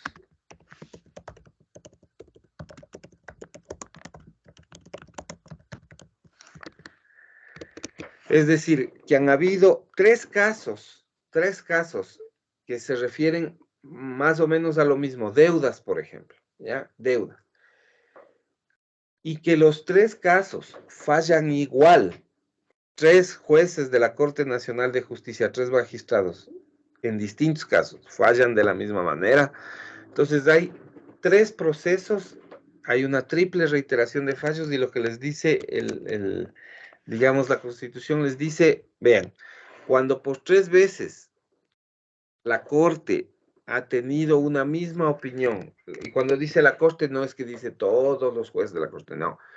Cuando 3 jueces de la Corte Nacional de Justicia o 3 magistrados, si ustedes quieren, de la Corte Nacional de Justicia, sobre casos parecidos, han opinado de la misma manera, se produce esta triple reiteración de fallos y entonces en ese caso, ¿qué es lo que se hace? ¿No es cierto? El fallo tiene que ir al pleno de la Corte. O sea, esos 3 fallos de 3 jueces distintos, digamos que ahorita, digamos que los que estamos aquí en esta reunión somos jueces de la Corte Nacional de Justicia, todos, ¿ya? Y entonces al señor Cuero, que es un juez, le ha tocado, vamos a poner un ejemplo hipotético, ¿no? Le ha tocado a él un caso de deudas. Y en las deudas, él, por ejemplo, el rato que ya está analizando, él dice, bueno, pero lo que pasa es que en esta deuda que me tocó a mí analizar, resulta que el deudor ha firmado una letra de cambio, o sea, tiene un título ejecutivo y quiere presentar testigos para decir que la deuda no existía. Entonces, como hay título ejecutivo, yo creo, dice el señor Fuero, como juez, yo creo que no debería recibirle testigos, porque ya hay un documento firmado por el acreedor y el deudor. Entonces, ¿cómo le voy a recibir al deudor testigos si él mismo ha firmado en un instrumento comercial? Ha puesto su firma y rúbrica, ha reconocido ante notarios, está todo de acuerdo con la ley. ¿Para qué trae testigos? Yo no estoy de acuerdo con los testigos, entonces le voy a rechazar. ¿Ya? Y le rechaza, digamos, la demanda, ¿no? Entonces dice, páguele nomás, o sea, no hay nada que hacer. Usted ha firmado el título ejecutivo y se acabó, tiene que pagarle, pague. Muy bien. Pasa un cierto tiempo y la señorita Zavala, que es otra jueza de la Corte Nacional, recibe a sí mismo un caso parecido y le pasa lo mismo. Entonces, de ella no es una letra de cambio, es un pagaré, vamos a decir, ¿no? Dice, el deudor, en vez de pagar, viene con testigos y también quiere que receptarle a los testigos, o sea, que yo le haga caso a los testigos para decir que no tenía deuda cuando él ha firmado un papel. Entonces tampoco estoy de acuerdo. Así que yo fallo, ¿no es cierto? Yo fallo en contra. Pague nomás, siga nomás, pague, porque eso es lo único que le corresponde. Ha firmado un documento, ¿ya qué voy a hacer? Me puede traer 100 testigos si quiere, pero como usted ha firmado un documento, está su firma y rúbrica ahí, es correcto, ha reconocido como notario, se acabó el juicio. Pague, ¿no? Entonces, bueno, llega la señorita Robinson, que también es otra jueza, y le pasa lo mismo. Les llega un caso parecido. Todos son casos de distintas personas, ¿no? O sea, que han ido presentándose al juicio. Pero a ella le pasa lo mismo y ella también dice, no, o sea, pague. Yo tampoco estoy de acuerdo, no me interesa testigo. Entonces, bueno, ahí tienen 3 fallos del mismo estilo. En los 3 fallos están diciendo que, bueno, nosotros no estamos de acuerdo con que el deudor, para zafarse de su deuda, quiera presentar testigos para decir que no ha habido deuda. Y nosotros ya hemos fallado en eso, o sea, es claro ahí, no hay otro. O sea, ahí, si firmó el documento comercial, tiene que pagar, punto. Eso es lo que hemos decidido los 3. Bueno, los 3 han decidido eso. Y entonces, como hay triple reiteración de fallos, hay 3 fallos en el mismo sentido y que han fallado lo mismo. ¿Qué es lo que les dice la Constitución en el artículo que yo les puse en pantalla? Les dice, bueno, cuando hay 3 sentencias con la misma opinión sobre un mismo punto, esos jueces, esos 3 jueces, ¿no es cierto?, que recibieron esos casos, tienen la obligación de remitir, o sea, de enviar, de mandar sus fallos al pleno. Entonces vamos a suponer que nosotros somos del pleno, o sea, todos los demás somos jueces también.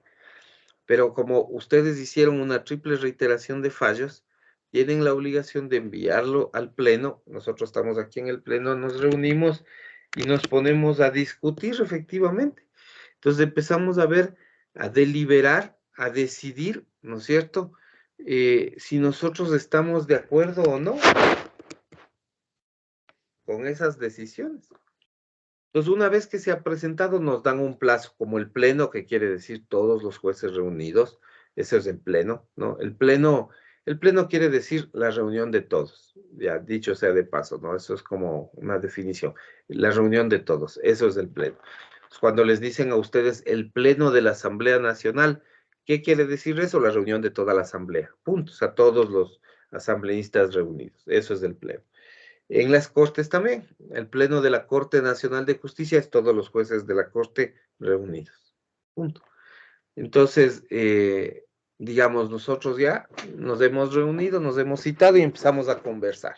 Entonces la señorita Zavala dice, ¿sabe qué? Sí, yo estoy de acuerdo con que no se acepten testigos en estos casos, porque ya si firman el documento comercial, ¿para qué necesita testigos? Ya tiene, digamos, hecho un argumento ahí. La señorita Tello, que no tuvo caso, pero que dice, yo la verdad es que sí, comparto ese criterio de los colegas, me parece que es correcto, hay que, por ahí. Pero de pronto hay alguien, digamos, que dice, no, yo no estoy de acuerdo, yo creo que sí se les debería aceptar testigos. ¿Alguien dice eso? ¿No? O sea, bueno, lo que hacemos es discutimos, conversamos, unos argumentan, puede ser que le convenzamos a la persona que no está de acuerdo, puede ser que no, que ella más bien nos convence a nosotros, qué sé yo, ¿no? O sea, se discute, se debate y todo. Pero una vez que ya se ha debatido, votamos y decidimos por mayoría si es que eso que decidieron los tres es correcto o no, ¿ya? Generalmente cuando han habido tres decisiones, es por algo, ¿no? O sea, es que el criterio, normalmente ustedes un chiste, una broma que normalmente nos hacen a los abogados, es que cuando hay dos abogados hay tres criterios, dicen, ¿no? Siempre que haya dos abogados hay tres criterios. Es una broma que nos hacen porque lo que quiere decir es que cada uno tiene su propia manera de pensar, entonces por más lógico que te parezca, hay otro colega que piensa lo contrario y que puede tener lógica también. El derecho es un campo en el que no hay una sola respuesta, hay varias respuestas, hay varios caminos, hay varias opiniones. Y todas pueden ser válidas, todas pueden ser útiles. Entonces, es un campo en el que hay mucha flexibilidad en eso y eso puede pasar. Entonces, esa es la estructura, esa es la fórmula. Entonces, lo que hacen los jueces, discuten, luego votan, se ponen de acuerdo y emiten lo que se llama un precedente jurisprudencial obligatorio. ¿Ya? Vamos a ponerle con rojo incluso. ¿Ya? O sea, esto también le llaman precedente jurisprudencial obligatorio.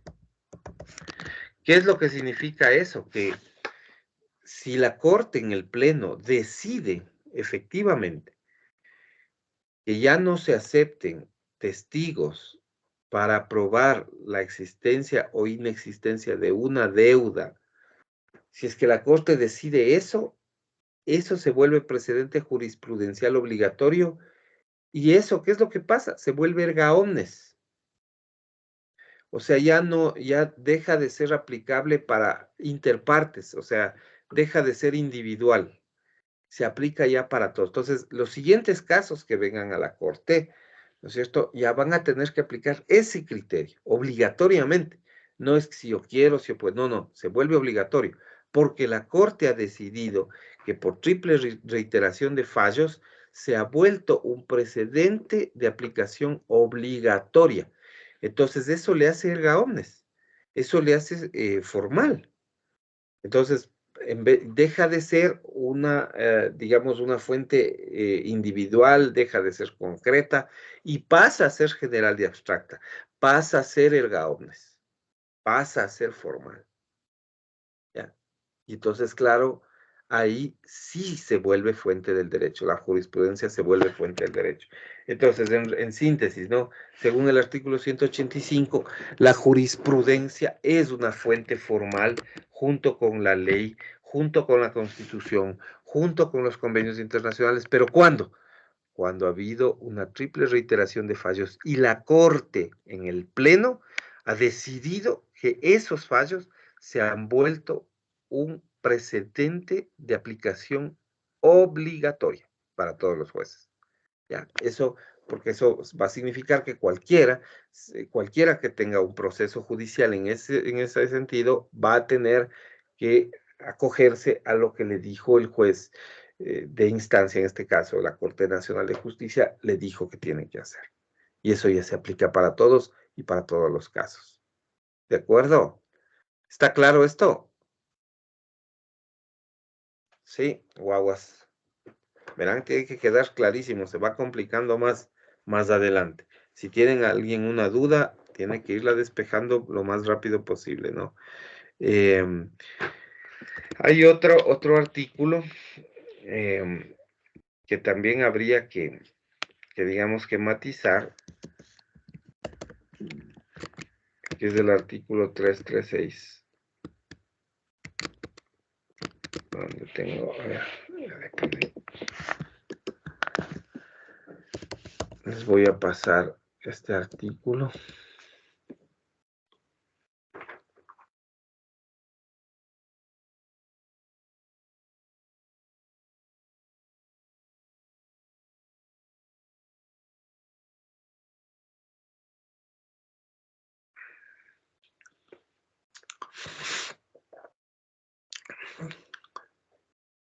Ya.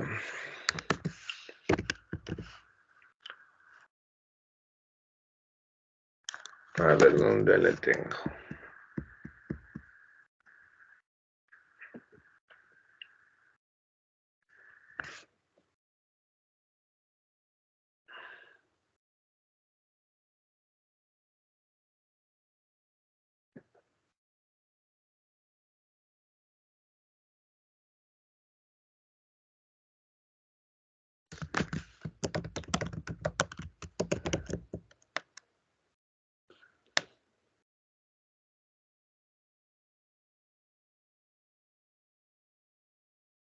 A ver. ¿Dónde estás?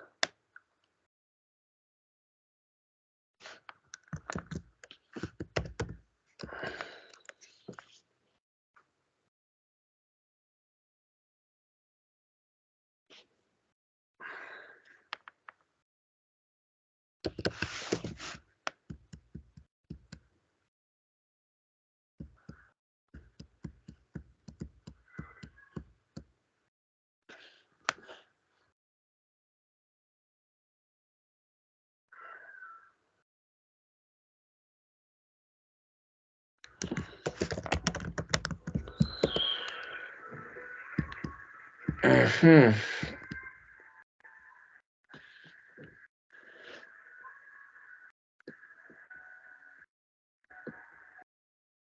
Ah, ya, tal vez no.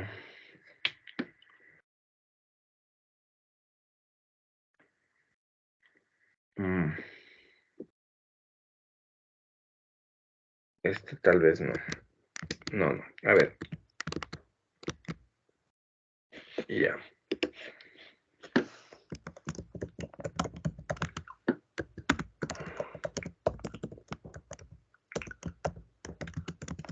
Ya.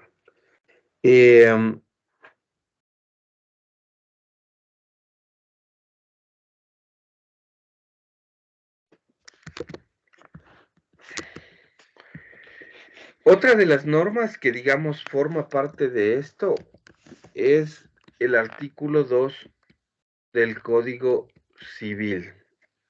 ¿Ya? ¿Qué es lo que tiene el artículo 2 del Código Civil? El artículo 2 del Código Civil se refiere a la costumbre. ¿Ya? Entonces, ¿qué es lo que dice el artículo 2? Dice que la costumbre no constituye derecho, sino en los casos en los que la ley se remite a ella. ¿Ya? La costumbre no constituye derecho, sino solo en los casos en que la ley se remite a ella. ¿Ya? En el Ecuador, la costumbre, o digamos, también ustedes le van a encontrar como derecho consuetudinario. Lo mismo, ¿no? Derecho consuetudinario o costumbre es lo mismo. La costumbre suele ser fuente de derecho porque se aplica de manera general.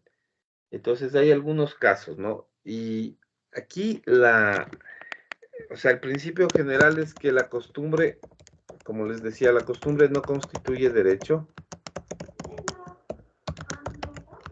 sino en los casos en que la ley se remite a ella.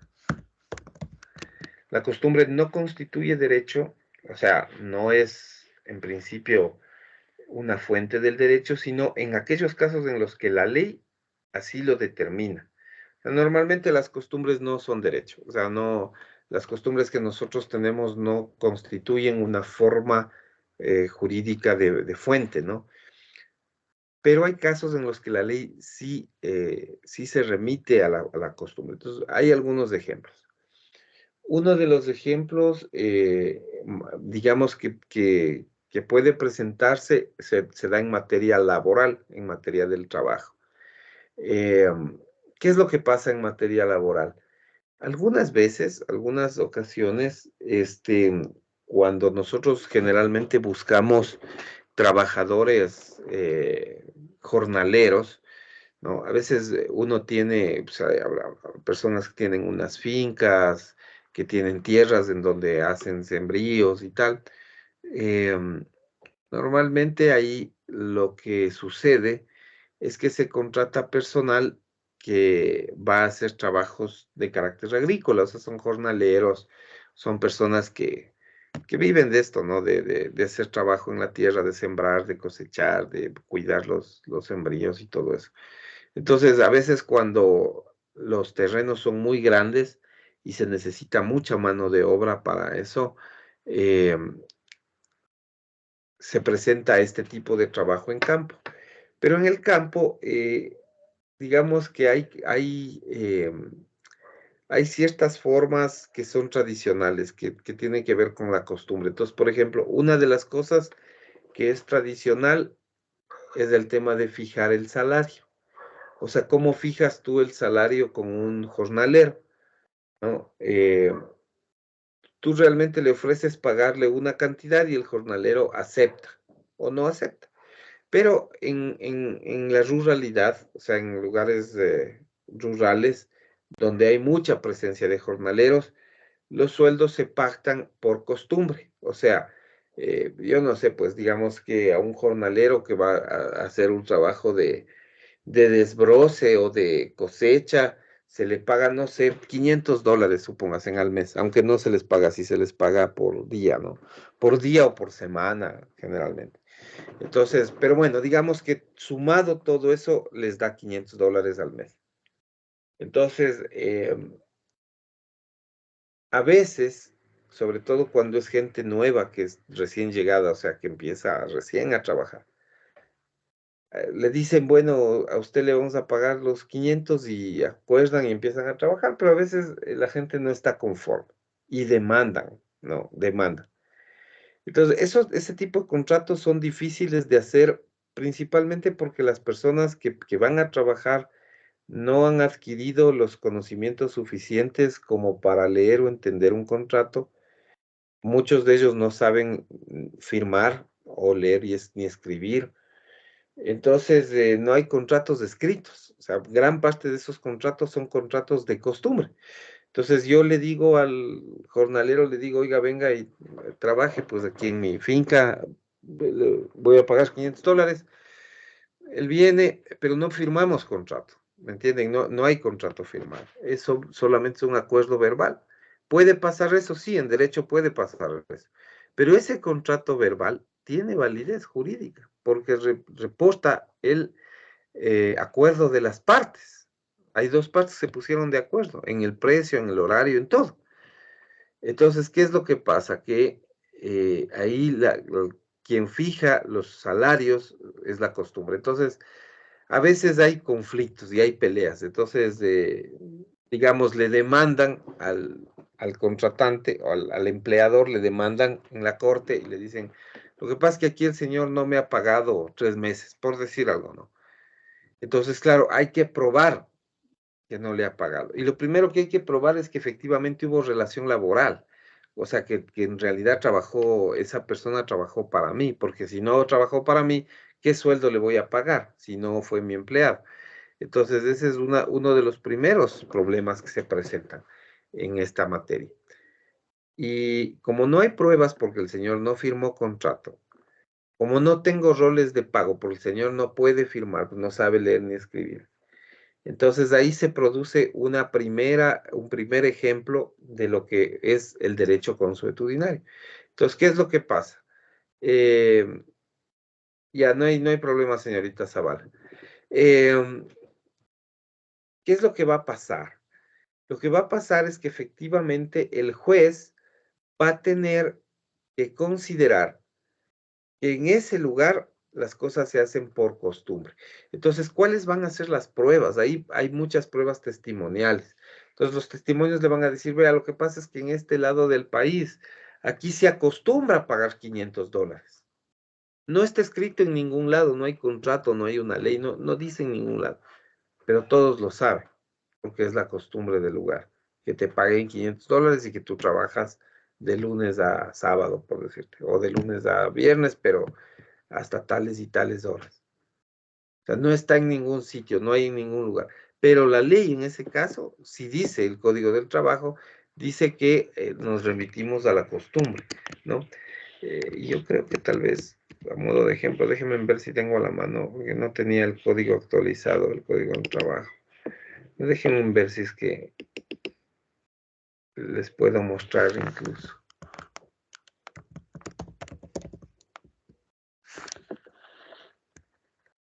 Ya, aquí está, perfecto.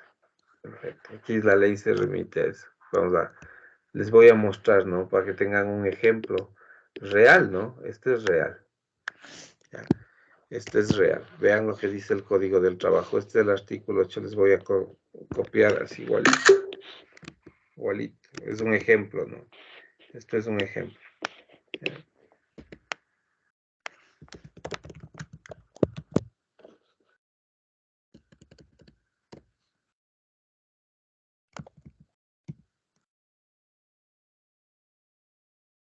A ver, aquí estoy mal. Tal vez. Ok. Fíjense lo que dice el Código del Trabajo.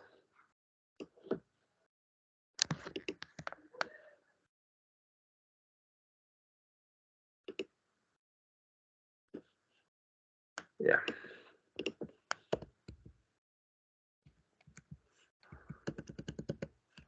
Listo. Vean lo que dice. El contrato individual de trabajo es el convenio en virtud del cual una persona se compromete para con otra u otras a prestar sus servicios lícitos y personales bajo su dependencia por una remuneración fijada. La remuneración, fíjense, se fija por el convenio, por la ley, por el contrato colectivo o por la costumbre. Por la costumbre. Entonces, en esos lugares donde la gente no sabe leer ni escribir, una forma de fijar el valor del contrato de trabajo es la costumbre. O sea, aquí en este sitio se acostumbra a $500, acá se acostumbra a 450, acá se acostumbra a 480, acá, y así. Entonces, la costumbre puede considerarse derecho cuando la ley se remite directamente a ella. Señorita Zavala, dígame. Profesor, si es por costumbre y no por escrito, ¿cómo se aseguran de que les paguen y no vayan a quedar mal? Ese es el tema, ¿no? Aquí hay o sea, son cuestiones que ya operan de acuerdo digamos, esto del derecho consuetudinario y la costumbre tiene que ver mucho con la palabra, es mucho lo antiguo, ¿no? Entonces, ¿cómo se aseguran de que les paguen? Bueno, ¿cómo se aseguran del trabajo también? Eso tiene varias aristas, ¿no? Supóngase ustedes que en este tipo de contratos, cuando se tiene que ver con fijar por la costumbre, por ejemplo, en estos trabajos de cosecha de agrícolas y este tipo de cosas, hay una obligación de parte y parte, ¿no? La primera es, digamos, yo contrato a los trabajadores y los trabajadores vienen a trabajar en mi finca, entonces yo les voy pagando conforme van haciendo el trabajo. O sea, no es que se les paga mensualmente, normalmente se les paga un diario, un valor diario. Se hacen el trabajo y se les paga a diario y se les va pagando, se les va pagando. ¿Qué pasa si no le pagan? ¿Cómo, digamos, cómo me garantizo que me paguen si es que yo soy el obrero, ¿no? Bueno, pues simplemente si a mí no me pagan un día, no voy al otro. Ustedes me dirán, pero, o sea, se va sin que le paguen. Bueno, en general, cuando hay este tipo de cosechas, o sea, hay tanto trabajo que hacer que el empleador sale perdiendo si no contrata a la gente, porque se le pudre los productos, ¿no? O sea, yo, por ejemplo, hay cierto tipo de cosas que conozco más que otras, ¿no? En la costa yo entiendo que, por ejemplo, el tema del arroz es trascendente, es importante tener gente que vaya a recoger el arroz. Acá en la sierra, por ejemplo, las papas son bien importantes en la parte agrícola. Entonces, y digamos que es una de las cosas que yo he visto o que conozco. Por ejemplo, en el Carchi, en la provincia del Carchi, donde hay una gran producción de papas, eh, normalmente se les contrata a los jornaleros para que vayan a hacer la cosecha. Y claro, tiene que hacerse porque si tú dejas demasiado tiempo en tierra se pudre, se daña y tienen que botar y es una pérdida económica. Entonces el empleador ahí no está mucho en esto de decir no te pago o si te pago, ¿no? Normalmente esos productores te pagan y te pagan conforme vas, digamos, haciendo el trabajo. Eso es una cosa que pasa. Digamos que de esa manera ellos se van asegurando. Ahora, si aún así hubiera algún criterio, ¿no es cierto? Alguna cosa con la que no estuviera, digamos, eh, digamos que no le cumplen a ese trabajador, una de las cosas que se tiene es que fíjense que hay lo que se llama el juramento deferido. Entonces aquí yo tengo un artículo del mismo Código del Trabajo, ¿no es cierto? Que ya les voy a pegar para mostrarles y que vean ustedes un ejemplo práctico, ¿no? Es este artículo 39, ¿ya? Pues digamos que no le pagaron a esta persona, ¿no? Y que esta persona pues está muy enojada porque no le han cubierto su pago, no le han pagado, ¿ya? Entonces dice, fíjense ustedes, dice divergencias entre las partes. Cuando hay divergencias, o sea, no hay acuerdo, están peleando entre trabajador y empleador sobre la remuneración que acordaron o la clase de trabajo que se debe ejecutar, se determinarán una y otra por la remuneración percibida y la obra o servicios prestados durante el último mes. Eso cuando hay contrato, obviamente. Pero si esa regla no basta para determinar los tales particulares, estará la costumbre establecida en la localidad para igual clase de trabajo. ¿Qué es lo que hace el juez? El juez le llama en juramento deferido al trabajador. Entonces le llama al trabajador y le dice, a ver, digamos, bajo juramento por ley, ¿cuánto ganabas? Es lo que le dice el juez al trabajador. Bajo juramento por ley, ¿cuánto ganabas? Entonces, lo que diga el trabajador, eso le paga. El juez cita lo que el trabajador le dice. ¿Ya? Y esa es la manera como se prueba. Entonces, incluso porque es un derecho tutelar el derecho al trabajo. Entonces, incluso en el momento en que se tiene que definir quién paga y quién no paga, cuánto paga y cuánto no paga, el juzgador le va a llamar al trabajador y en base a su criterio le va a determinar cuánto tiene que pagarle. O sea, una rama del derecho que le protege mucho al trabajador, por eso se da esto. Entonces, ahí no hay nada que hacer. Cuando hay juramento deferido. Profe, Pues, por favor, señor Cuero, dígame. profe, estamos una inquietud que tengo, como estamos hablando de asuntos laborales. A ver, los servidores públicos se clasifican del 1 hasta el 7, diga. Sí. ¿Cómo ahí tengo un desconocimiento sobre, a sabiendas que del servidor público 1 y el 2 creo que son obreros, y ya del servidor público 3 en adelante ya no están dentro del código del trabajo, porque ya se sobreentiende que tienen un grado de estudio? Eso más o menos ya los rige la LOCE, o qué reglamento ¿cómo sería ahí? No, a ver, ahí hay varias diferencias. Lo uno es la Ley Orgánica del Servicio Público, que es la LOCEP que usted ha mencionado, esa le rige para todo el sector público bajo una escala que es una escala profesional y una escala no profesional. No dice exactamente eso en la LOCEP, pero sí en los reglamentos. Y eso también depende en base a esos reglamentos de las instituciones que también tienen sus propios reglamentos. Los que son trabajadores, funcionarios públicos, se rigen por la LOCEP, y los que son trabajadores, digamos, obreros, ¿no? Ellos se rigen por el Código del Trabajo, todos los obreros. Entonces, no hay en realidad una manera distinta. No es un tema de, digamos, usted, para entrar a la LOCEP, usted tiene que tener un título, ya sea profesional o ya sea intermedio. Entonces, porque en la LOCEP están secretarios o secretarias, están asistentes, están. Entonces, estas escalas del 1 al 7, la escala 1 es ya profesional. O sea, no es que, o sea, yo sé que hay casos en los que en algunas instituciones públicas les han dado nombramiento de titularidad de funcionario 1 sin tener título universitario, pues es ilegal eso. El título desde el 1 hasta el 7, la escala es profesional. O sea, usted tiene que entrar con título de tercer nivel a ser 1. No es que va como, digamos, va sin estudiar la parte universitaria, no. El 1 ya es, digamos que profesional. Y hay otras escalas que son las escalas de auxiliares administrativos, que es los que se llaman. Ahí están mensajeros, están secretarios, secretarias, asistentes, que son personas que o no tienen título universitario o no tienen sino un título intermedio, ¿no?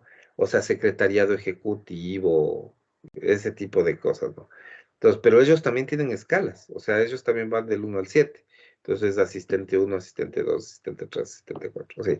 Pero es otra escala, esa escala, digamos que cuando usted llega a asistente 7 y tiene título universitario, salta a 1, o sea, puede subir a 1. Pero eso funciona así. Y los obreros, ellos están fuera de esa escala. Los obreros están en el Código del Trabajo, ¿no? Porque esa es la organización administrativa que tiene la institución. Eso está súper claro, digamos. Eso es súper clarito. Eso está en la Ley Orgánica del Servicio Público y está también, digamos, en la Ley de Empresas Públicas, para el caso de las empresas públicas. Eso está clarito, clarito, clarito, ¿no? Y hay reglamentación para eso. También las instituciones tienen su reglamentación, así que por ahí no hay lío. ¿De acuerdo? Sí, profe, sí, estamos. Chévere. Bueno, y para terminar, ya les he dado algunos ejemplos de la costumbre, ¿no? De cómo funciona. Y para terminar, nos termina la clase de hoy también, ¿cierto? Tenemos el artículo 427 de la Constitución, ¿no es cierto? Que este artículo 427 es un artículo bien importante, bueno, digamos, más que importante, lo que quiero decir es bien particular porque este establece, digamos, es un artículo que se refiere a la interpretación de la Constitución, pero hace referencia a los principios generales del derecho, que también son fuente, ¿ya? se aplican de manera, en realidad, subsidiaria, pero también se aplican ya los principios.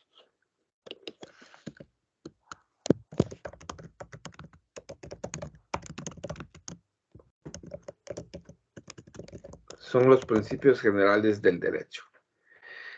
Entonces, además del artículo 425, ¿no es cierto?, en las fuentes formales del Ecuador, donde están las básicas, hay que considerar el 185 de la Constitución, que se refiere a al precedente jurisprudencial obligatorio o triple reiteración de fallos de la Corte Nacional de Justicia. Hay que considerar la costumbre. Y quizás aquí le pongamos con negrilla para que... Hay que considerar la costumbre, ¿no es cierto? Aquí tenemos algunos ejemplos, en materia laboral principalmente, y hay que considerar los principios generales del derecho que están establecidos como principios de interpretación constitucional en el artículo 427 de la Constitución. ¿De acuerdo?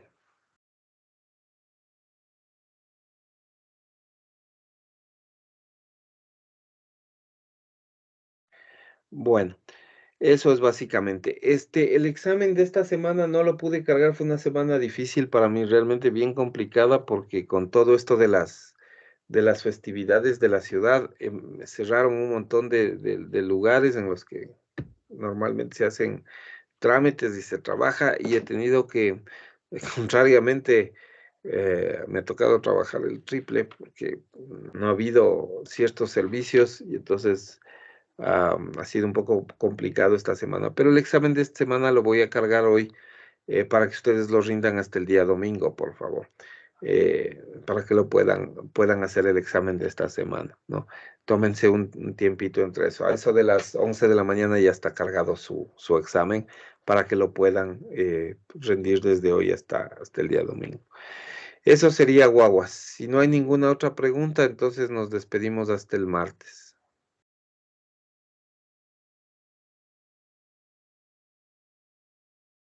Profe, disculpe, que Por quería preguntarle que Dígame. en la plataforma me sale una calificación y en el Moodle me sale otra. A ver, las calificaciones que salen en Moodle no son útiles, porque las calificaciones del Moodle suman todo sin excepción, ¿no? Digamos que esto que estamos haciendo que es por lo que hemos suspendido las clases de esta semana y de la semana anterior, del martes, tiene que ver con que la universidad está modificando ese tipo de cosas en Moodle, ¿no? La nota que es la válida es la calificación que consta en el banner, ¿no? Que es la que se pasa oficialmente, y que corresponde al control de lectura que tuvimos al principio, a los 2 aportes y a la actuación en clase. Siempre hay 4 calificaciones, ¿no? Entonces, nosotros en este momento, si no me equivoco, ya vamos al 7, ¿no? Al aporte 7. Con ese ya tenemos ya prácticamente nuestro segundo aporte, más las calificaciones de actuación en clase que normalmente tenemos. Entonces, ese sería básicamente el asunto. Y bueno, ahí tendríamos que manejar, ¿no?, el tema. Ese sería la cuestión. Entonces, siempre banner, ¿no? Siempre banner. Banner es el que establece las calificaciones. Lo otro es, digamos, el programa no distingue eso, por eso es que no funciona bien. ¿De acuerdo? Sí, porque yo revisé ahí donde manda las tareas, en las calificaciones, y ahí me sale, usted había puesto todo, pero allá en el banner me sale otra. Claro, es eso, pero sí está, a ver, déjeme ver cómo está. Si no, a ver, ¿dónde está esto? Déjeme ver cómo está. Lo que pasa es que ahí sí, normalmente yo lo que le pongo es, a ver, en tema 1. Ya, o sea, en la página 1, en el tema 1, donde ustedes normalmente rinden los exámenes, ustedes van a ver al final de la página 1, casi al final, ustedes tienen ahí 2 evaluaciones, digamos. La una dice evaluación primer parcial y están los 3 exámenes de los que le hablo, el control de lectura del 30 de octubre, el examen parcial 2 del 6 de noviembre, el examen parcial 3 del 16 de noviembre y la participación en clase. Y luego ya el aporte 5 le aparece, que es el examen del 23 de noviembre, ese ya le aparece en segundo parcial, ¿no? Y las calificaciones que le decía que le aparecen en Moodle, o sea, ese va a sumarle todo el año, o sea, no discrimina. Por ahí de pronto voy a intentar hacer algún ajuste, pero es difícil porque le califican todo, hasta las lecturas le ponen nota ahí en el... No, sí, estamos conscientes, profe, porque yo por ser nuevo en la universidad desconocía la plataforma y recién, y por eso no le rendí un examen, no le rendí y no le subí dos tareas, estoy consciente de eso. Y en esta segunda parcial ya conocemos muy bien toda la plataforma y de hecho vamos a meterle con todo, ¿no? Chévere. Pero sí me falta punto y medio, tiene que ver bien, porque sí me hace falta. A ver, pero hay que revisar, pues, o sea, si es que hay alguna diferencia, hay que chequear, pero tendríamos que revisar, o sea, todas las calificaciones, aunque es medio automático eso, porque como digamos que el mismo banner le califica, entonces se saca solo esa nota, ¿no? Y se hace un promedio. Pero en cualquier momento se puede revisar, ¿no? La calificación que tenga. Usted me avisa el día y le chequeamos. Si quiere le podemos chequear ahora, no hay problema. Ya Ya, listo, muy bien. entonces quédese un ratito y con el resto nos despedimos hasta el martes si alguien no tiene alguna pregunta. Y con usted chequeamos. Ya listo, muy bien. Ya, espérenme entonces un ratito. Por Chao, favor. profesor. Ok, que les vaya bien. Chao, chao.